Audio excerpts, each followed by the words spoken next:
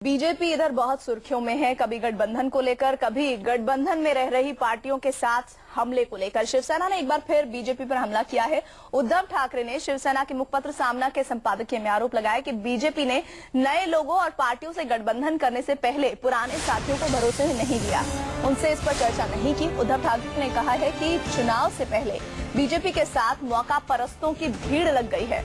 उद्धव ने विनोद शर्मा और डी पुंडेश्वरी को लेकर भी बीजेपी को आड़े हाथों लिया।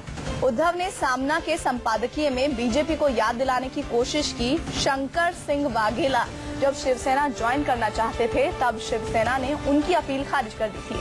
तब बाला साहब ठाकरे ने कहा था कि वो बीजेपी के सहयोगी हैं और वाघेला बीजेपी से निकाले गए हैं। ऐसे में वो वाघेला को शिवसेना में कैसे शामिल कर सकते हैं? लेकिन बीजेपी अब उन लोगों से हाथ मिला रही है जो शिवसेना के विरोधी हैं। जाहिर है उद्धव का इशारा राज ठाकरे की ओर है, जिनकी बीजेपी से नजदीकी की वजह से शिवसेना भड़की हुई है। अविनाश पांडे संवाददाता हमारे साथ जुड़ रहे हैं।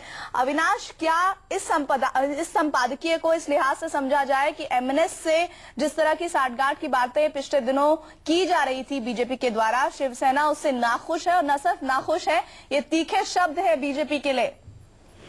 बिल्कुल निश्चित तौर पर ये माना जा सकता है। ये जो तल्ख तेवर दिखाए जा रहे हैं शिवसेना की तरफ से, ये पिछले 15 दिनों में जो घटनाक्रम हुआ है, जिस तरह से बीजेपी के आला नेताओं ने राज ठाकरे से मुलाकात की है, उनसे बातचीत की है, कहीं ना कहीं शिवसेना को ये लगता है कि वादा खिलाफी की जा रही है। गठबंधन का जो नियम है उसको नहीं निभाया जा रहा है और चोरी छुपे जो मुलाकातों का दौर शुरू है, मान मनोवल का जो दौर शुरू है, वो कहीं ना कहीं शिवसेना को खटक रहा है और उसी बात को आज संपादकीय में लिखा गया है।